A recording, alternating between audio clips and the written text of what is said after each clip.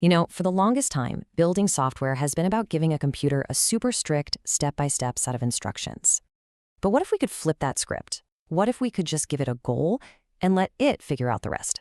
Well, that's the whole promise behind AI agents. It's this new approach that is totally changing the game. So let's break down what they are and how they represent this huge shift from just following instructions to actually delegating goals. So let's start with that big what if. Think about it. For decades, programming has meant telling software exactly what to do, line by line. But what if we didn't have to? What if, instead of handing it this incredibly detailed recipe, we could just describe the delicious final dish we want and let the software figure out how to cook it? That right there, that's the core idea behind AI agents. And this slide just lays it out perfectly. On one side, you've got the old way, imperative programming. That's the detailed, step-by-step recipe. But over on the other side, you have declarative goal setting. We just say, here's the outcome I want, and the agent itself figures out the best way to get there. We're moving from micromanaging code to delegating outcomes. It's a huge deal. All right, so let's pop the hood and see what this new paradigm actually looks like in practice. So at its heart, an AI agent is basically a smart software assistant. But it's not a passive tool. Not at all. It's an active participant. It's constantly looking at its environment, it's making intelligent decisions based on what it sees, and then it's taking real actions to get to whatever goal we've given it.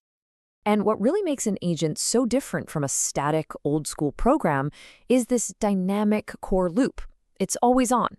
It's constantly monitoring its surroundings, then reasoning about what it's seeing, then acting on those decisions, and, this is absolutely the crucial part, it's learning from the feedback it gets to get better over time.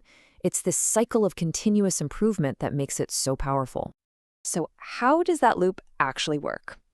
Well, to make all that possible, modern AI agents are built on 4 foundational capabilities.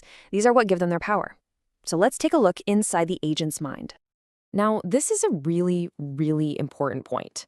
It's so easy to think that an AI agent is just a fancy wrapper for a large language model, like GPT-4. But that's not the whole story. The LLM, yeah, that's the brain. It does the reasoning. But the agent architecture, that's the rest of the body. It's the entire framework that lets it see, remember, and actually do things in the world. First up is autonomy. And this isn't some simple on or off switch. Agents live on a spectrum. They can be on one end, just recommending an action for a person to approve, or they can be all the way on the other end, making and carrying out decisions completely on their own. The real trick, the engineering challenge, is figuring out where on that spectrum an agent should be for a specific job and building the right guardrails around it. Next up is persistent memory. And honestly, this is a total game changer. You know how a typical API call basically has amnesia? It forgets everything the moment the transaction is over. Well, agents remember. They keep track of conversation history, they watch for changes, and they use all that context to handle really complex, multi-step jobs without having to start from zero every single time. And of course, at the very core, you have the reasoning engine. For most of the agents we're seeing today, this is going to be an LLM. This is what gives it that incredible ability to understand natural language, to reason, and to solve problems, which lets it make sense of the world and figure out what to do next. And finally, we've got tools. Because look, all that amazing reasoning is pretty useless if the agent can't actually do anything, right? Tools are what connect the agent to the real world. This is how it executes code, calls APIs, or pulls data from a database. This is how the agent can orchestrate other systems to get stuff done. Okay, so now we know what agents are made of. Let's take a look at the different shapes and sizes they come in, because there isn't just one type of agent. There's actually a whole family of them. As you can see, there's a whole family tree here, and each one is suited for a different kind of task. You've got your very simple ones, like a simple reflex agent, which just follows basic if this, then that kinds of rules. But then you move up the ladder to the more complex ones, like goal-based or utility-based agents. These are the real strategists. They can plan out long sequences of actions and weigh different outcomes to find the absolute best path to a goal. The main takeaway here is that you can pick the right kind of agent for the job. So we have the building blocks and we have the different types of agents. But how do we actually put them together to solve really big, complicated problems? Well, that's where architecture comes in. And really, there are 3 main ways people are structuring these systems. You can have a single agent acting like a personal assistant. You can have a whole team of agents working together, or you can have an agent that collaborates directly with a human.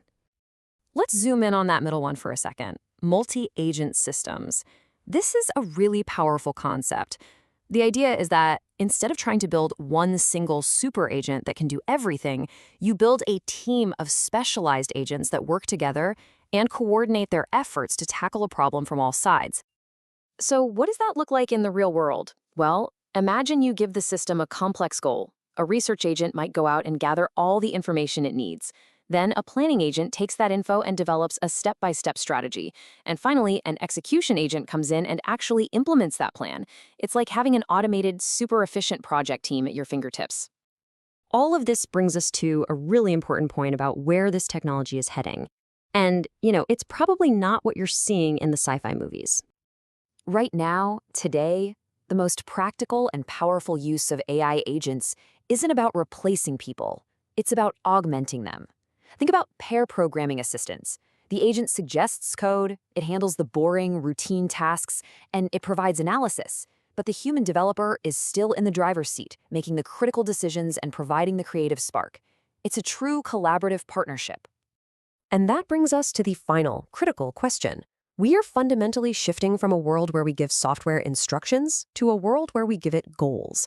So as these systems get more and more capable, more and more autonomous, the real challenge for all of us is going to be deciding which goals and just how much responsibility are we truly willing to handle.